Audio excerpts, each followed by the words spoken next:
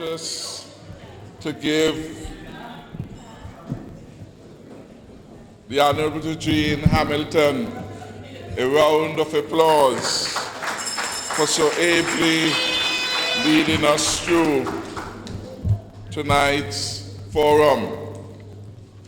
And I want to commend him again to the good people of number 8, because he has been doing a wonderful job in the delivery of our programs in health, in agriculture, in housing. And I will be with him in every alley, working hard, as will be the Attorney General, as will be the Senior Minister, as will be the entire Cabinet, because one good term deserves another. I want to thank the Cabinet colleagues who are here, and you have heard them, and you have seen really what unity means in flesh, in reality. We're all here having a wonderful meeting. A wonderful meeting. There is no tension in this meeting. Times have changed and people have changed, and we're all together in one accord. It is in stark contrast to the final years of the man who was, and up to yet the man can't catch himself. The man who was the Prime Minister. Think back how far we have come.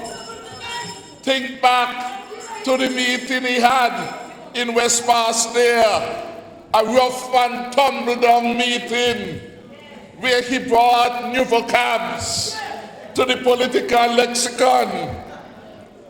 Kuno muno. That's Douglas.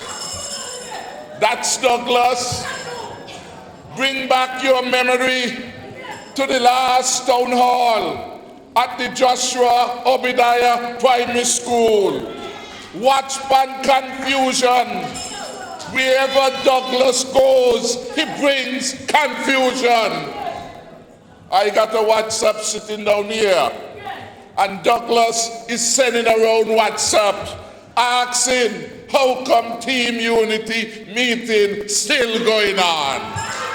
He can't deal with the fact that he is the man who was, we are now. The time of confusion is over. And that is what Douglas can't deal with. The country was too tense under Douglas. The country now is at peace. At peace. No tension. And he can't deal with peace, because in the environment of peace, progress thrives. And so long as he's not in charge, selfish, disloyal nature of the man that was, he would want to disturb the country. He goes up and down Bastille, and he goes in the alleyways of St.Pauls, and he's saying to young, impressionable people, the place to calm. The place to calm. But why he ain't want the place to be at peace? He want to ramp up things. But I will warn him, and I will warn those who are vulnerable to him, that we will maintain the peace and law and order in the country.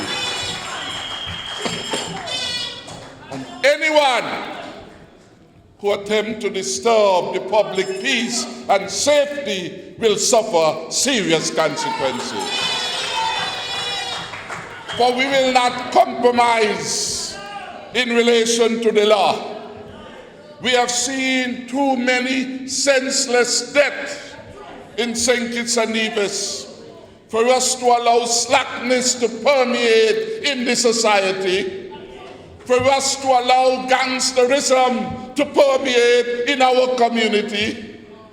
When we hear that in our schools, the gangsters, the bad men, like the man who bad since he born, taking their drugs to our primary school students, we know we have to take a firm stand for law and order in the country. And we will not allow Dr. Douglas or anyone of that nature to disturb the peace of St. Kitts and Nevis. Too much good news, and he can't deal with it. So from time to time he gets Erasmus Williams. He ain't got no work to do now, to write negative stories about the country, to send it to a blogger friend, and then they bring back the news here as if the news came from abroad, when the news and the negatives are being created by Douglas out of bad mind. What manner of man is that? And that is why I am happy to come to St.Pauls, to say a new era of hope must come to this community.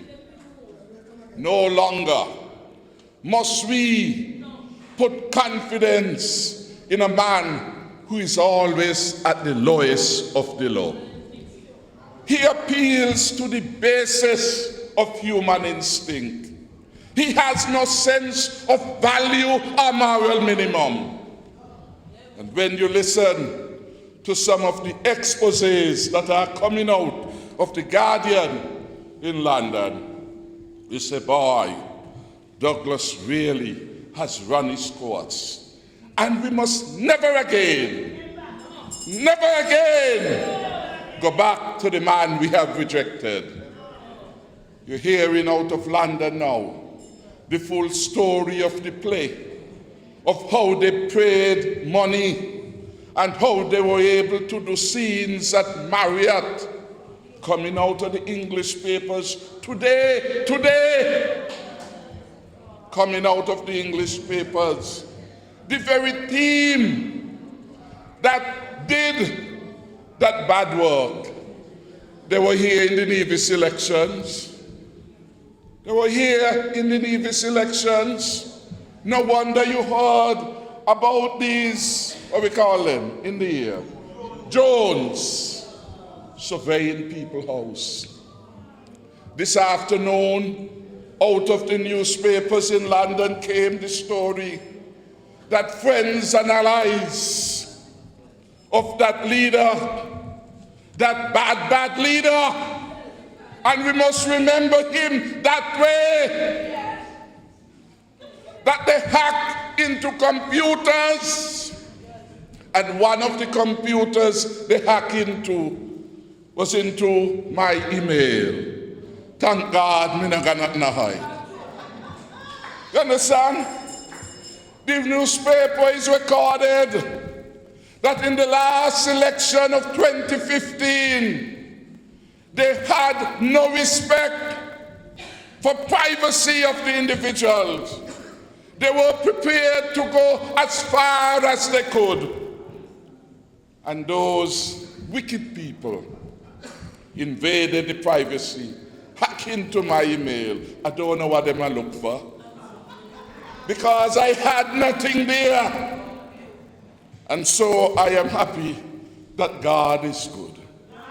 Because you see, despite going to those extremes, despite all the money he had and he boasts about, despite all the music he brought, despite the 4,000 people put on pep and forced to go to every public meeting, Douglas Garney. That is the reality. And so I want to say thank you. to you, the people, who stood firm and who made the wise choice of choosing a team unity government. Thank you. And look how good we are working. Some of you, die-hard labor, had said that you ain't believe that they could work together. Some of you said you didn't know why Timothy put himself with them PAM people for. Some of you said that you didn't believe that Timothy will become prime minister. He had no cause with them. But God is a good God. And here we are, honorable men. And just as we promised you, we will work together. Harris would lead the government. So said, so done. And I say thank you to the leader of the CCM for taking that gamble, taking that historic march of enjoining formally, not after an election, but long before an election, to a new order of development and growth and change, and an enlightened relationship between St. Kitts and Nevis. And last election, as a result of Premier's able leadership, Nevisians, for the first time, voted resoundingly to say team unity is working for the people of Nevis. The athletic track, the upgrade to the Alexander Hospital, the roadworks, all supported directly by the government or indirectly through the SIDF. They were happening for the first time because the federal government was at peace with itself, at peace with its relations with Nevis.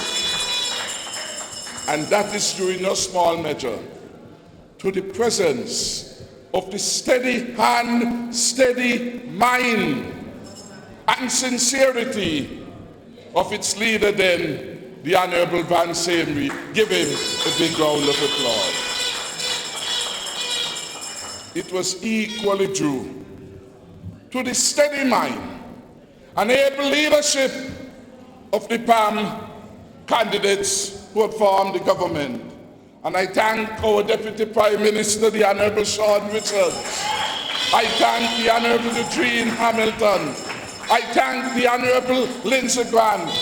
I thank the Honorable Patrice Liebert for being part of a wonderful team that has been delivering for every boy and girl in every constituency of St. Kitts and Nevis. And I thank the Honorable Attorney General, who has been a bulwark in the movement of team unity. I thank the Honorable Wendy Phipps, and I thank Akila Byron Nesbitt for being part of a historic movement going forward. And I've come to say, it must be forward ever, backward never. Forward we will move, consolidating unity. What the country needs is less of Douglas and more of unity. And that is the choice at the elections. You will go forward with competent leadership with a proven track record, or you go looking way back 20 years of a man whose time has run its course. The majority of the people will say forward on with team unity. And the people of number 6 must be part of those who are moving forward. It blesses my heart to see such a wonderful crowd of people tonight.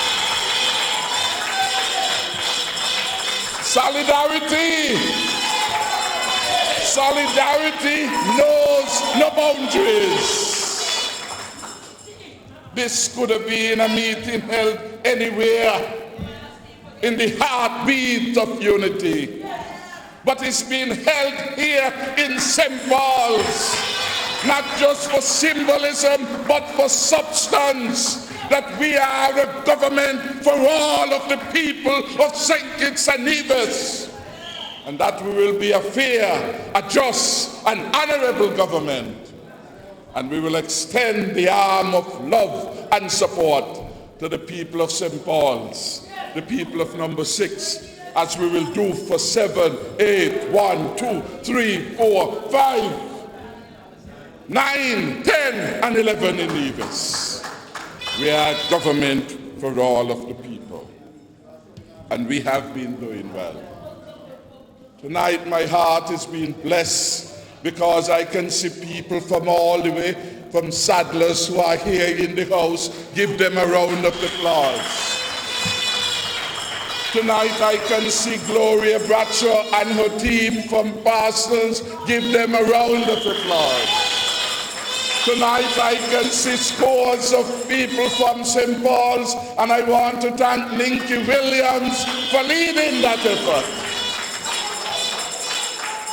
Tonight I can see people from Newton Brown, and I want to say thank you for coming on board.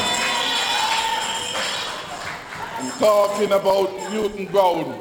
I want to thank a young man who is here, Chief Mills. Chief Mills was one of the persons who have now taken Dr. Douglas to court over the double passport. And I say thank you to the brave man from Newton Brown who said wrong is wrong. And Douglas must not continue to get away with doing the wrong things. And so Mills took him to court and said that he must answer.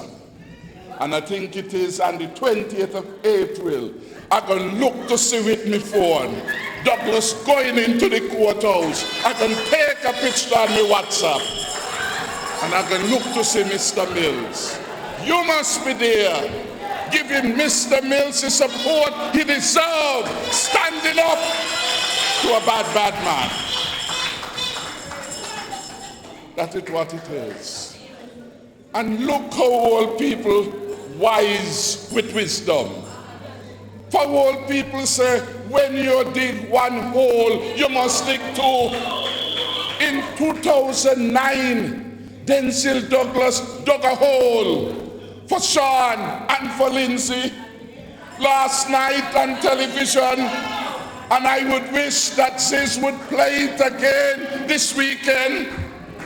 We saw the debate of 2009, how Douglas was prancing and dancing about the second passport, that is not right, that he will not stand for it, and so on and so on. You know how it'll go on. Not going to happen here. Mr. Speaker, it will not happen here. And the Speaker shake his head. Now I support the idea that a person who is vying for the highest position in the land must have no divided loyalty. He must have all of his mind and his heart committed to serve the people of the constituency that elect him.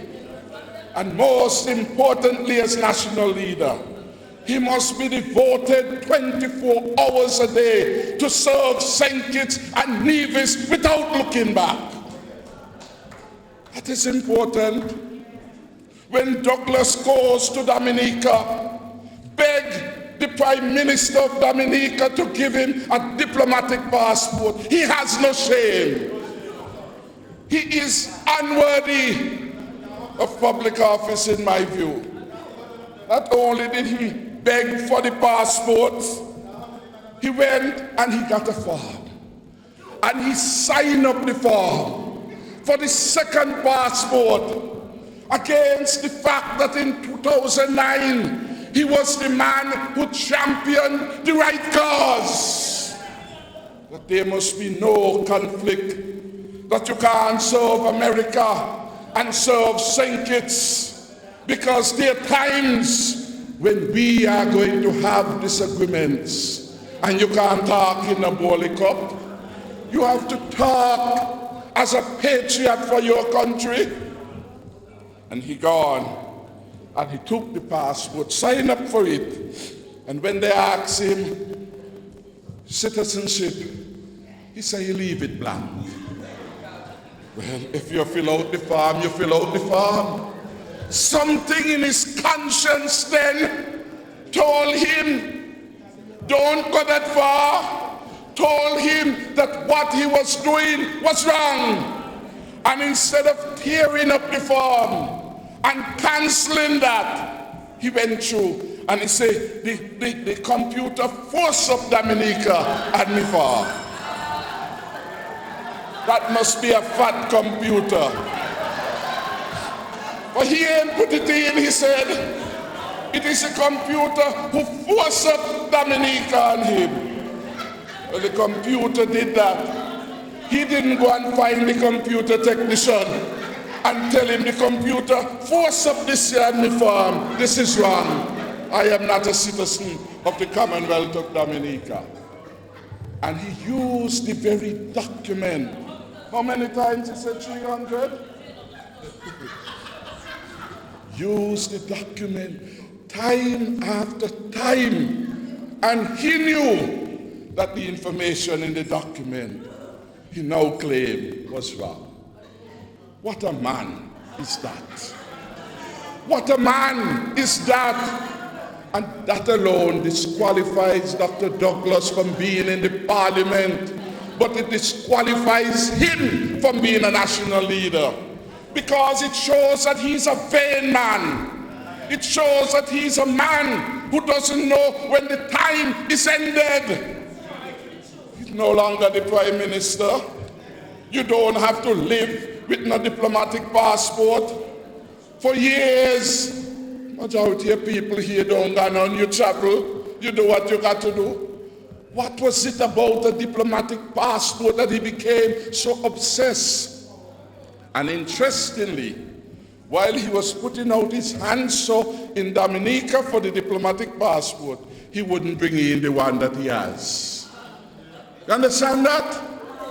He wouldn't bring in the St. Kitts Nevis diplomatic passport that he has. And he go round and round the chin bam. 6 months ain't passed before the election, you know. Honeymoon ain't finished. He done gone to beg Dominica for a passport. Can't wait. He in a haste. You understand? He's in a haste. It's like at Christmas time in the old days, you had the mansion bull, you say, we man crochet, the bull go wild. Election just finished. He has a diplomatic passport in his possession. He goes to a country begging for another one. He got it in July or thereabout. And because he would not give up the diplomatic passport, we had to get the people to disable it. But when was it disabled? In 2016. 2016. That was when it was disabled. Wouldn't bring it in, because he must have it. Want it as a souvenir? This is the nature of the person who wants to come back again to lead our country. He wants to come back again, believing that he can fool the people of St.Pauls in particular. Tonight he must get the message that you can't fool all of the people anymore. And the people have seen through you the vanity of a man. So when he goes to Dominica, he talking about China, because Dominica has diplomatic ties with China. When he come to St. Kitts, especially because he rented the house at 5 Ways. Imagine the nature of the man, you know. Selfish, greedy. $3 million in rent of a property to the Taiwanese. And the last time, when the ambassador went to him to tell him, you got to get out. You have to get out the house now. He had a big argument with the ambassador. The ambassador got frightened. And I could well imagine, for that is an Asian man come here in our country, and Douglas get on like a dirt bike, a dirty bike, and you can imagine how he prancing in front of the man. The man never see a high official behaving like that. The man got scared, and the man extended the lease on the 5 Ways property, where Douglas was getting around $10,000 US, an average of $27,000 a month, raking over $3 million by that calculation, while serving as the Prime Minister. Those guys were not depending on the small salary. They had a sideline. They had a sideline. And Douglas had many sidelines. He had that property. He had the other property up at, where we call that, at Fort Lands, Wickley Avenue. Some 6 apartments. And asked how they were built. He went here, there, everywhere. Like he in real estate business, bought out the lands in Sadlers, bought out lands in Sadlers from an ordinary lady, bought out land in Tabernacle, bought out land, property at Christopher Harbour, bought property at Lossack Road. It's like every time he wake up, he born poor. But there was this passion that he must come rich overnight. So every time he goes somewhere, he bought. He over the peninsula, he bought. He up at Boardwalk, he bought. That was the nature of the man. So they really weren't studying the salary. Same with Marcella. Marcella was a minister of government, and her law firm raking nearly $4 million worth of legal fees from the development bank alone. Understand that? That is how they live.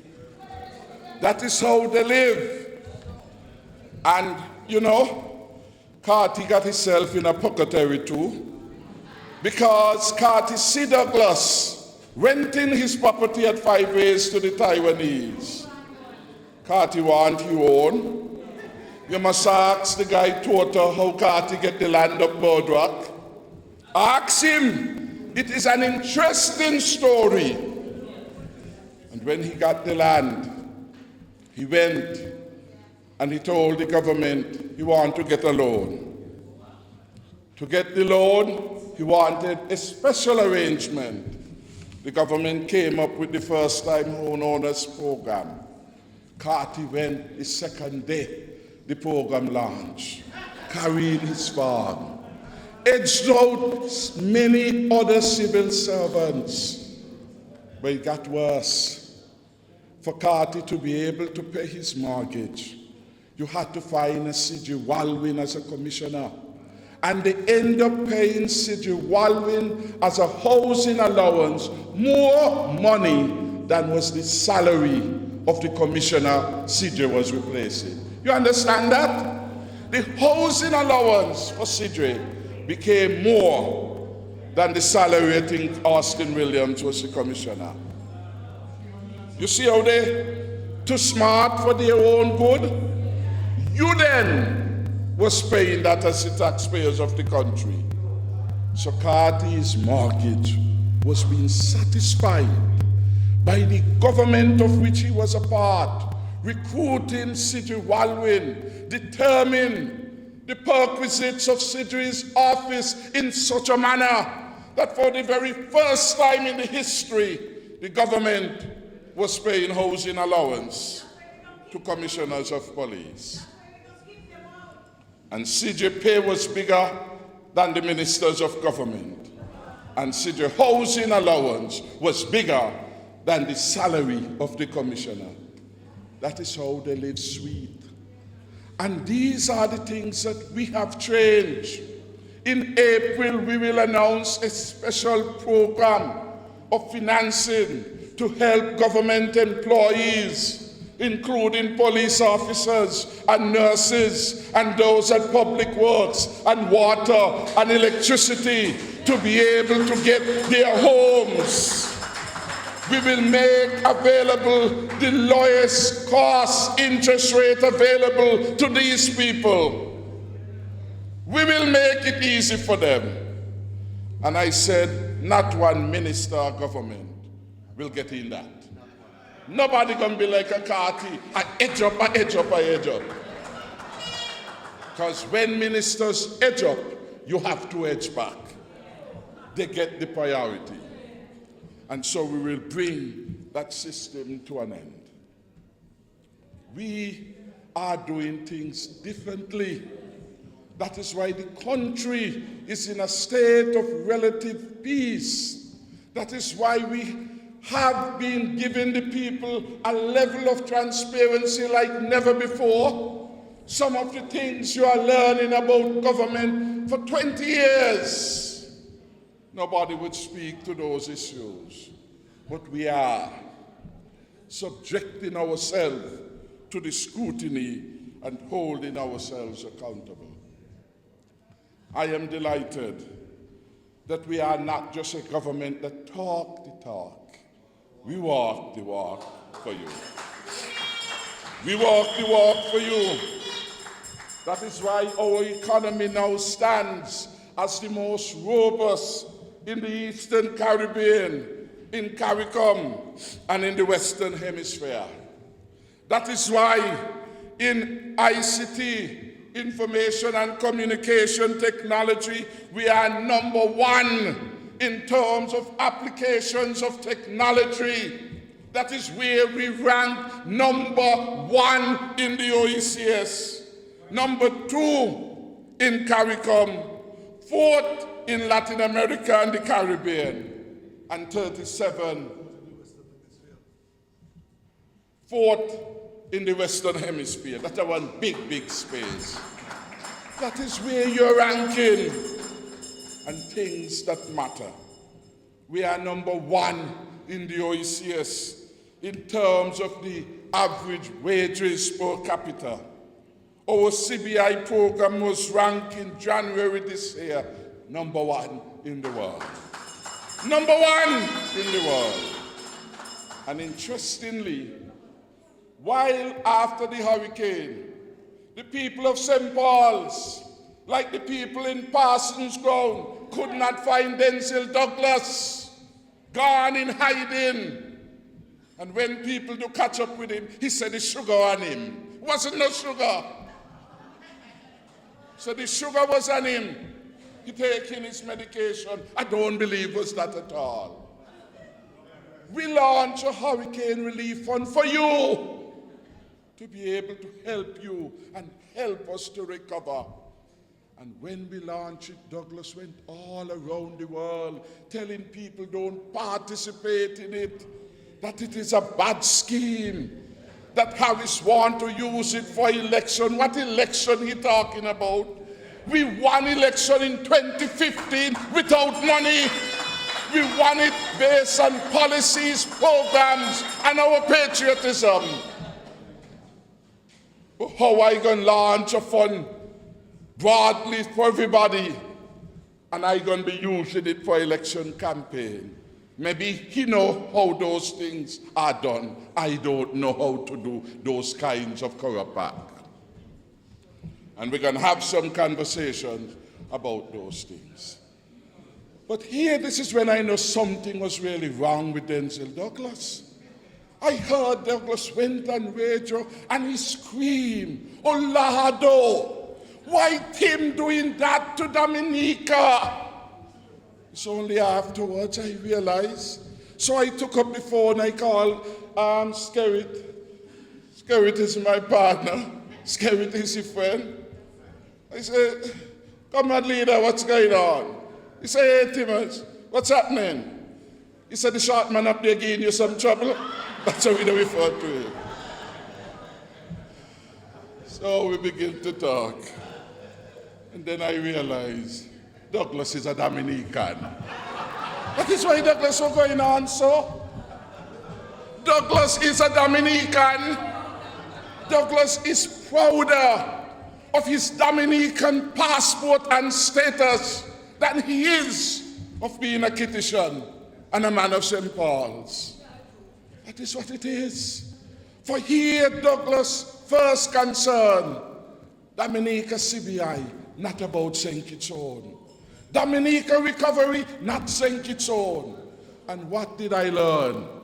Dr. Douglas has investments in Dominica under the CBI program. Dr. Douglas then had no altruism, no real love. He was just concerned about his self-interest.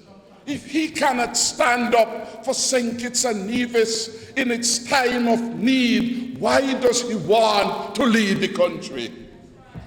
Why? You must be able to stand.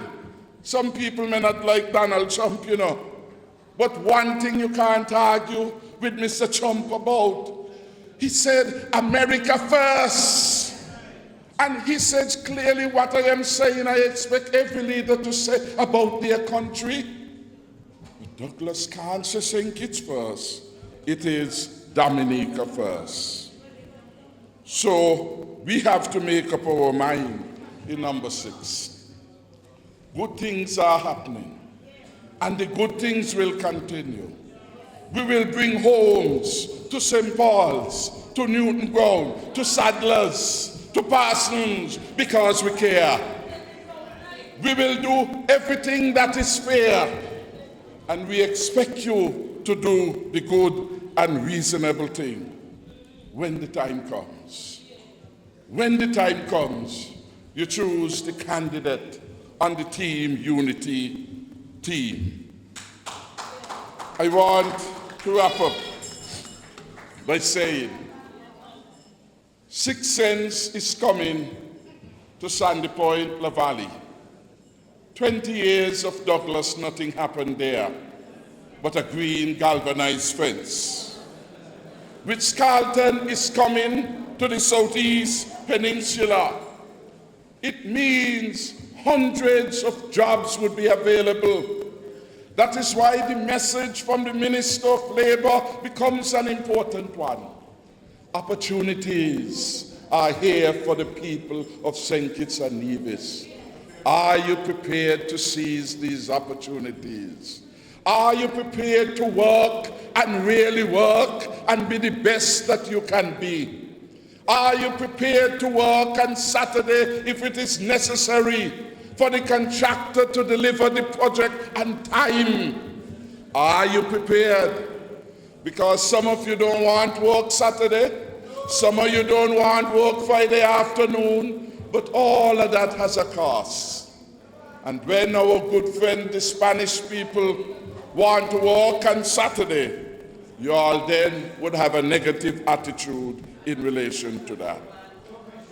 I want to say to you that our promise and our commitment to provide support to the very poor and needy, that is $500 more each month for every household earning less than $3,000. It's going to happen this year. And you know, since we announced it, they can't catch the sun. Before we announce it, oh, the promise. And now we say it's happening, they can't wait. I got a Marcella says she's going to sign up and test the system. I want to come with a fraud. Let her come with a fraud. But she's going to willfully do it to test the system. We will see what happens. I want, in closing though, to say thanks to all of you for your wonderful support and excellent showing. I want to say how proud I am of the level of organization that Ninky Williams brought to St. Pauls tonight and make us feel so welcome and proud. And to say thank you to him and all those who participated and mobilized people from everywhere to come out tonight. I recognize here too, we have some of our Spanish friends, and so we want to give them a round of applause and to say thank you. Thank you very much for coming. Buenas noches a todos los latinos de San Cristóbal y Nevis, la gente de Cuba, la gente de Venezuela y la gente de la República Dominicana. Una especial bienvenida a aquellos que están aquí y también a los que están escuchando. Bienvenidos. Ahora son parte del Team Unity. Mañana por la noche me voy a reunir con la comunidad latina en Newton Ground Community Center a las 7 de la noche. A las 7 de la noche. The Community Center in Newtown. We will meet again. Arriba, stand up, amigos. Gracias, gracias, gracias. Un placer. Thank you. Vamos a trabajar como una gente para desarrollar el país de San Cristóbal y Nevis para tú, para mí, para todos. Thank you very much. God bless our country. God bless our people. Stay up to date with news, programs, and activities of the government with SKNIS. Like us on Facebook. Listen to us on SoundCloud.